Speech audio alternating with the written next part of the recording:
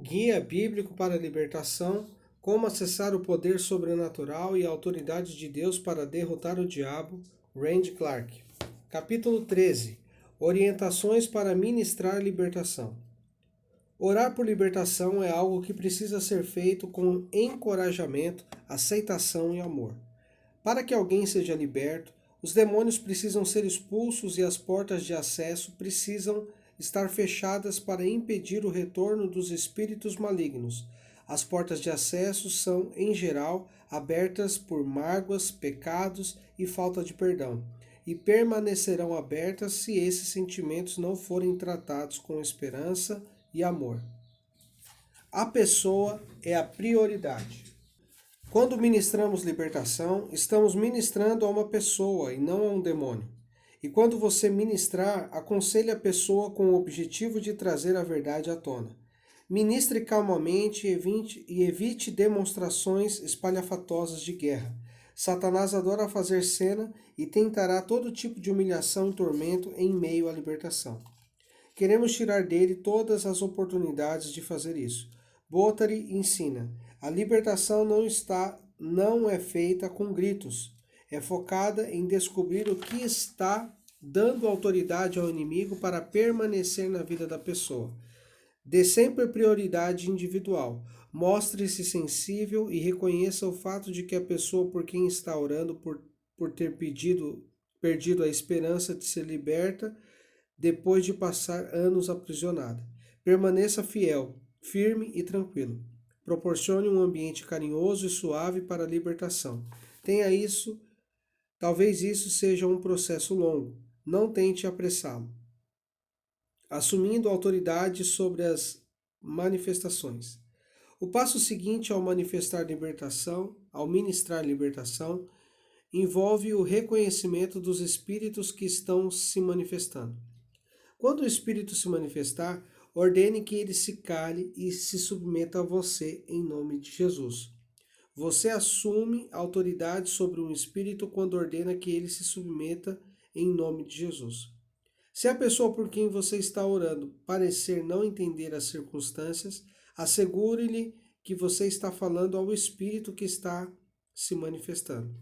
Seja persistente porque ele pode levar tempo até ter controle sobre um espírito.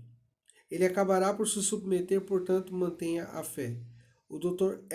Epperson diz que os demônios tendem a saber até que ponto vai a sua fé, da mesma forma que os cães sabem quando você sente medo deles. Não agite o espírito tocando na pessoa possuída ou falando em voz alta com ela.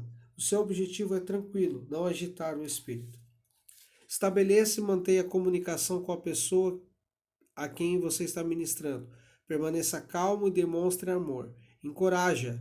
Pergunte se ela é capaz de ouvi-lo. Se ela não conseguir ouvi-lo ou se reagir quando você pedir que faça alguma coisa, talvez outro espírito esteja presente e você precise exercer autoridade sobre ele em nome de Jesus. Às vezes, durante a ministração, o espírito força a pessoa por quem você está orando a gemer, choramingar, argumentar, ameaçar ou contorcer-se. Não se dirija ao espírito, a não ser para ordenar que ele se submeta em nome de Jesus. A ministração deve ser feita em lugar tranquilo, onde haja pouca distração. Mantenha a autoridade e comunique-se com clareza, determinando a sinceridade. Depois que você tiver aquietado os espíritos que se manifestaram e tiver estabelecido comunicação com a pessoa, é hora de perguntar se ela deseja ser liberta e se está sendo sincera em seu desejo de ser liberta. A pessoa precisa ser sincera. Caso contrário, haverá grande probabilidade de o aprisionamento retornar. Se você descobrir que a pessoa não deseja ser liberta, mas quer continuar a viver aprisionada, não ore por libertação. Demonstre amor e encorajamento, termine a sessão e aguarde o momento em que ela deseja ser realmente liberta. Aceitando Jesus como Senhor e Salvador. Se a pessoa for sincera e estiver convicta de que deseja ser liberta, é hora de perguntar se ela aceita Jesus como seu Salvador e Senhor. Isso é importante, porque se ela crer, o Espírito Santo a ajudará a permanecer liberta. Se ela não crer, é bem provável que o aprisionamento retorne. Se ela não crer, ofereça-se para conduzi-la a Cristo. E se não conseguir fazer isso, abençoe a pessoa e encoraje-a a continuar considerando a ideia de aceitar Jesus como Senhor. Se a pessoa por quem você está orando desejar sinceramente ser liberta, crer em Jesus e aceitá-lo, prepare-se para passar a fase da entrevista. Nessa fase, você tentará explorar o que levou a pessoa a ser aprisionada, pedindo-lhe que revele quais foram as portas abertas pelas quais o inimigo entrou na vida dela. A fase da entrevista. Comece o processo de entrevista com perguntas a respeito de relacionamentos, especificamente a respeito da mãe e do pai da pessoa, e continue a partir daí. Procure encontrar áreas nas quais o perdão possa ser necessário e o arrependimento possa ajudar a livrar a pessoa do cativeiro. Investigue mágoas, pecados e sentimentos de rejeição ou medo. Tente obter mais informações sobre como eram os pais da pessoa. Faça perguntas mais ou menos assim: como eles tratavam um ao outro? Todas as mágoas reveladas precisam ser reconhecidas e perdoadas. Pense na possibilidade de uma maldição estar envolvida se a pessoa tiver dificuldade persistente em uma área da vida. Lembre-se também de que o medo é um ponto de entrada para vários espíritos diferentes e um problema subjacente em muitas enfermidades. Não deixe os demônios agitados, mantenha-os calmos. Tente encorajar portas abertas oriundas de áreas como sexo, trauma, vício, maldições, emoções, doença ou ocultismo. Não se apresse durante esse processo. Seja paciente, sempre à procura de manifestações demoníacas e das portas abertas pelas quais os demônios entram. Fechando as portas. Quando sentir que o Espírito Santo revelou tudo, você estará pronto para começar a fechar as portas abertas. Se possível, durante o processo de entrevista, escolha alguém para anotar todas as portas que precisam ser fechadas. Lembre-se, somente uma pessoa deve ministrar a libertação. Todas as outras do grupo devem orar silenciosamente. Quando você acreditar que descobriu quais são as portas de acesso abertas, é hora de começar o processo de fechá-las. Procure fechar todas as portas sem deixar nada aberto para a opressão. O processo de fechar portas sempre começa com o perdão. Em vez de perguntar à pessoa quem ela necessita perdoar, pergunte quais são as suas mágoas. Para começar, peça que ela perdoe todos os que a magoaram. É importante ser específico. Como quase sempre é doloroso reviver mágoas passadas, ofereça consolo, esperança, proteção e amor. Depois que todas as mágoas tiverem sido perdoadas, peça à pessoa por quem você está orando que abra a mente para outras mágoas que o Espírito Santo ainda possa querer mostrar a ela. Depois que todas as mágoas forem reveladas e perdoadas, peça que a pessoa por quem você estiver orando entregue a Deus todos aqueles que a magoaram. Se ela, orando, não for capaz de perdoar, não leve adiante a libertação. O perdão precisa ser concedido a fim de ser recebido. A escravidão só pode ser quebrada quando o perdão é oferecido. Perdão pelos pecados. Se a pessoa conseguir perdoar aos outros, estará pronta para dar o próximo passo, que é pedir perdão pelos próprios pecados. Sentimentos como ansiedade, medo, ressentimento ou orgulho precisam ser tratados porque são portas abertas para a opressão. Se um desses sentimentos estiver presente, peça à pessoa que se arrependa e o entregue a Deus. A pessoa receberá perdão por meio desse processo de confissão e arrependimento. Renunciando e quebrando os julgos. Depois de passar pela fase do perdão, é hora de pedir à pessoa que renuncie em nome de Jesus a todos os pecados ou espíritos envolvidos. É nesse momento que ela precisa renunciar a todos os parceiros sexuais fora do casamento e a todas as maldições autoimpostas, pactos ou maldições de terceiros. A renúncia tem de ser audível e pronunciada com firmeza. A renúncia não é uma oração a Deus, mas uma ordem dada a um inimigo. Continue persistente e paciente enquanto fecha todas as portas que possam conduzir a um futuro cativeiro. Quem ministra a libertação deve quebrar o jugo do cativeiro e o poder de qualquer espírito. Isso fecha a porta. Declare, por exemplo, em nome de Jesus, quebra o poder dos espíritos cite os nomes dos espíritos cite o nome da pessoa, para que jamais voltem depois que forem expulsos. Expulsando espíritos. Agora você já está pronto para expulsar os espíritos imundos. Às vezes, como indicação de que o espírito está saindo, a pessoa arrota, suspira, movimenta-se abruptamente ou estremece. Se ela começar a manifestar-se ou demonstrar tensão de alguma forma, talvez nem todas as portas tenham sido fechadas. Peça ajuda ao Espírito Santo. Pergunte à pessoa se ainda há alguma porta aberta. Talvez ela saiba. Se ainda houver portas abertas, pare e procure fechar todas elas antes de começar a expulsar os espíritos imundos. Convidando o Espírito Santo. O último passo para a libertação é pedir que a pessoa ore para que o Espírito Santo esteja presente e preencha todos os lugares ocupados anteriormente pelos espíritos malignos. Esse é um passo importante. Se o Espírito Santo não for convidado a preencher os lugares ocupados anteriormente pelos espíritos malignos, o inimigo poderá voltar a esses lugares quase sempre mais forte do que antes. Quando você sentir confiança de que todas as portas foram fechadas, estará pronto para conduzir a pessoa liberta em adoração e ação de graças a Jesus pela libertação. Esse é um momento de alegria. Participe também agradecendo e louvando a Deus. Acompanhamento. Embora a pessoa tenha sido liberta, pode haver necessidade de cura contínua nos relacionamentos ou em outras áreas. John Wimber comentou certa vez que a libertação é a parte fácil. A parte difícil é ajudar a pessoa a continuar liberta e passar a ter uma vida relacional saudável. Encoraje a pessoa que foi liberta a continuar buscando oração e aconselhamento se necessário. Encoraje-a também a ter uma vida espiritual saudável, lendo a Bíblia e participando de reuniões cristãs que ajudarão a mudar antigos hábitos de vida. Vivendo em liberdade. Todas as mágoas que surgirem devem ser identificadas, perdoadas e entregues a Deus imediatamente para que as portas de acesso não possam ser abertas. Explique à pessoa que louvar a Deus e orar na linguagem dela ajudarão a manter as portas fechadas e que a liberdade poderá ser mantida se ela permitir que Jesus entre em todas as áreas de sua vida.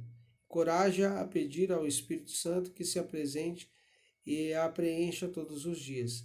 Se ela estiver disposta a assumir responsabilidades pelos próprios pensamentos e trilhar o caminho do perdão, poderá continuar liberta. Caminhar na trilha do perdão precisa ser um modo de vida de todo cristão que deseja viver livre da escravidão. O perdão é uma decisão, não um sentimento. Podemos perdoar mesmo quando não nos sentimos dispostos a perdoar. O nosso espírito pode governar as nossas emoções. Às vezes, o perdão é um processo, não uma ocorrência única. Podemos necessitar perdoar a pessoa várias vezes, o que não sinaliza que o ministério de libertação foi um fracasso. Faz parte da condição humana. O perdão é concedido para o nosso bem. Há muitas maneiras pelas quais as pessoas podem mudar hábitos cruciais que foram destrutivos na vida delas, substituindo-os por hábitos piedosos. As pessoas podem desenvolver o hábito de louvar a Deus cantando ou ouvindo músicas de louvor e agradecendo-lhe continuamente por libertá-las. Aprender a assumir autoridade em nome de Jesus sobre espíritos de tentação e expulsá-los é um outro hábito valioso para ser cultivado. Se alguém cair, poderá arrepender-se rapidamente e fechar a porta que foi reaberta. Se Satanás, o acusador dos irmãos, tentar atormentar a pessoa lembrando-a de que ela é pecadora, ela poderá responder assim: você tem razão, Satanás. Veja os pecados dos quais Jesus me perdoou. Ao cultivar um relacionamento com o Espírito Santo, todo cristão pode aprender a andar na luz. O meu amigo Rodney Hughes, em seu livro Forgiveness, Perdão, examina sucintamente a questão de reconstruir a vida com uma fortaleza de compaixão. Rodney explica por que e como a compaixão é a fortaleza justa que nos liberta, que nos dá poder para sustentar o perdão e permanecer libertos. Deus deseja que aprendamos a trilhar o caminho do perdão, porque o coração revestido de amor e humildade é protegido de ofensas. Assim como fomos perdoados, precisamos aprender a perdoar. Talvez algumas pessoas necessitem de acompanhamento extensivo a fim de libertar-se das escolhas e dos hábitos que surgiram por causa da infestação ou possessão demoníaca. Isso é especialmente verdadeiro para aqueles que se envolveram em atividades satânicas. O processo é completo e exige tempo, devendo ser conduzido por um conselheiro treinado que seja habilitado em aconselhamento após a libertação. Saiba que provavelmente a pessoa terá necessidade de forte apoio da família e dos amigos durante este processo. Dinâmicas do grupo de libertação. É importante que nós, que ministramos libertação, estejamos livres de qualquer escravidão perversa ou influência demoníaca e que o grupo que nos acompanha esteja em união.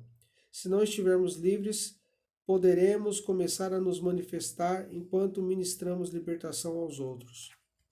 Conheço um casal em Moçambique que trabalha em um poderoso ministério de libertação. As pessoas fazem fila na porta da casa dele e esperam horas ou até dias, quando o marido e a mulher não estão em casa para a libertação.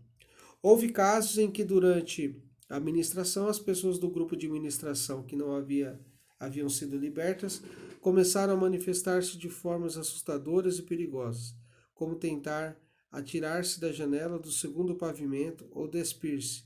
Conforme mencionei, o inimigo não joga limpo. Ele aproveita cada oportunidade para roubar, matar e destruir. Liderei um grupo no Brasil em 2001. A nossa última parada foi na pequena cidade de Santarém, no norte do país. Tom Hauser conta essa história em seu livro Break Free, Libertando-se, e quero compartilhá-la aqui com você. Da forma que me lembro, porque ela ilustra a necessidade de haver uma união e de todos estarem purificados antes de ministrarem libertação. Não conhecíamos o terreno em que estávamos pisando quando chegamos a Santarém. A opressão que cobria a cidade era palpável. O povo estava comemorando o festival dos botos. Vimos comportamento sexual e moral por todos os lados. Quando chegamos, havia até pessoas fazendo sexo em volta do hotel. As pessoas acreditavam que durante o festival dos botos, os botos se manifestavam como homens e faziam sexo com as mulheres. A festa não passava de sexo livre. Este tipo de comportamento, ao longo dos anos, havia deixado a cidade despedaçada e oprimida. Essa era a atmosfera na qual encontrávamos. Tom Hauser concluiu que a melhor maneira de começar a lidar com a situação seria confrontá-la durante a primeira noite da ministração. Fui encarregado de dirigir o culto naquela noite e, de acordo com o planejado, deveria confrontar os espíritos malignos, assumindo a autoridade sobre eles. Enquanto reunimos o grupo para orar antes do culto, ficou evidente que não havia união entre nós. Alguns do grupo começaram a discutir. Tom conseguiu controlar o grupo inteiro através do perdão, com exceção de uma mulher que não conseguia livrar-se da raiva. Quando o culto terminou, levantei-me como planejado e assumi a autoridade sobre a feitiçaria. Imediatamente as pessoas caíram no chão e começaram a manifestar-se. O ambiente parecia uma zona de guerra. Quando o nosso grupo começou a ministrar, a mulher que não conseguia perdoar foi tomada por um espírito de aflição e desmaiou. E em seguida, um dos membros do outro grupo foi tomado pelo medo. A falta de perdão e de união havia aberto uma porta para os espíritos malignos entrarem e atacarem o nosso grupo. Comecei a ministrar a pessoa do grupo que havia desmaiado e a mulher a quem ela não conseguia perdoar aliou-se a mim. Juntos dominamos o espírito de aflição. A experiência tornou-se a base para o treinamento das nossas equipes, dada a importância de o grupo estar purificado e unido. Ensino a união da equipe aos meus alunos na Empowered School of Healing and Impartation, escola habilitada de cura e imposição de mãos. E Tom Hauser faz o mesmo em seu ministério. Pós-libertação.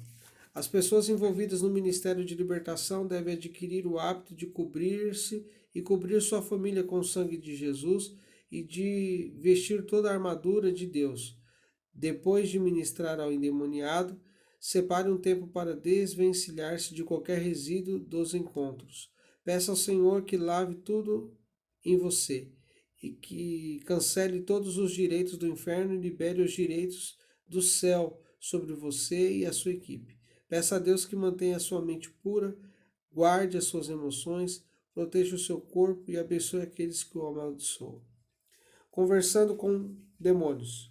Certa noite eu ministrava em Belém, Brasil, com Tom Hauser e o Grupo Global. Deparamos com demônios que tentaram conversar conosco. Estávamos ministrando a uma jovem mulher. Nascida em família de feiticeiros, ela foi forçada a prostituir-se com pouca idade. Tinha apenas 15 anos quando chegou ao nosso culto para ser liberta. Seu semblante demonstrava angústia. Quando comecei a ministrar a jovem por meio de um tradutor, ela caiu ao chão gritando e vomitando sangue. Ficamos sabendo que esse é um fato comum para aqueles que ingerem comida sacrificada a ídolos durante rituais de origem africana. Perguntamos se ela queria libertar-se da opressão demoníaca e aceitar Jesus como seu Salvador e Senhor. Ela concordou e fizemos os acertos para que retornasse ao Ministério de Libertação no dia seguinte. A jovem compareceu no dia seguinte e quando o grupo se reuniu ao redor dela e começou a ministrar-lhe, os demônios passaram a atormentá-la gravemente, sufocando-a a ponto de impedi-la de falar. Vendo que ela não conseguia confessar seus pecados e pedir perdão, perguntamos ao Espírito Santo o que deveríamos fazer, e ele nos instruiu a usarmos o combate mano a mano. Sabendo que tínhamos uma batalha nas mãos, os 7 do nosso grupo formamos no Espírito um círculo de braços dados e começamos a expulsar tudo que o Espírito Santo nos trazia à mente. Durante as 3 ou 4 horas que ministramos a jovem, ela se manifestou de formas grotescas. Muitas pessoas acham difícil de acreditar, mas a certa altura ela se elevou do chão como se fosse uma tábua, mesmo com vários membros do grupo sentados em cima dela. Então, os demônios começaram a falar conosco. Em voz alta e clara e em inglês perfeito, um deles se dirigiu a um homem do grupo chamado Mark e disse: "Vou matá-lo." Sabíamos que quem proferiu essas palavras não era a jovem a quem estávamos ministrando, porque ela só falava português. Não demos atenção ao demônio e, conduzidos pelo Espírito Santo, oramos em línguas por um grande período de tempo.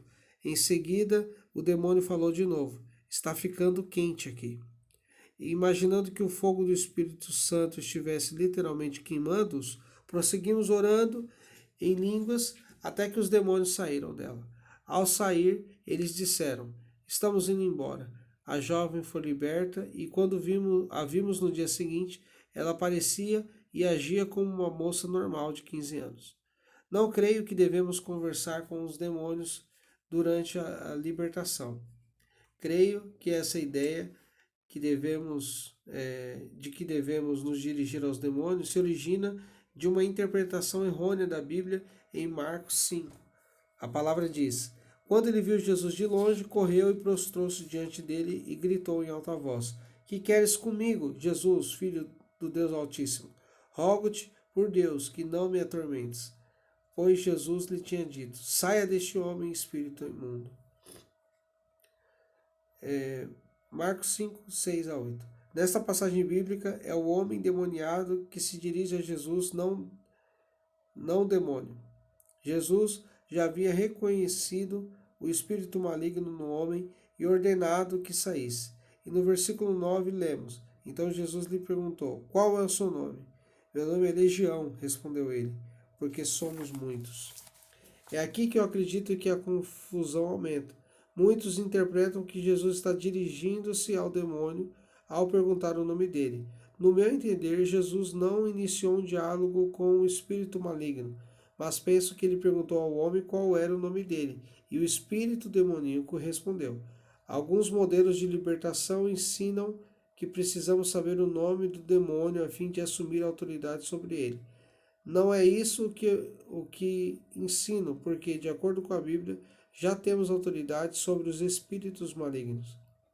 O ministério de libertação nem sempre se caracteriza por sanidade ou equilíbrio. As orientações e os métodos ajudam a trazer equilíbrio e cabe a cada um de nós que treina e ministra a libertação fazer um máximo de compaixão e integridade usando a Escritura como base. O carismata que recebemos nos capacitam a cumprir a grande comissão. Precisamos exercitá-la com humildade e amor, enquanto nós, a Igreja, proclamamos o reino de Deus ao mundo. Há muito ainda a ser feito.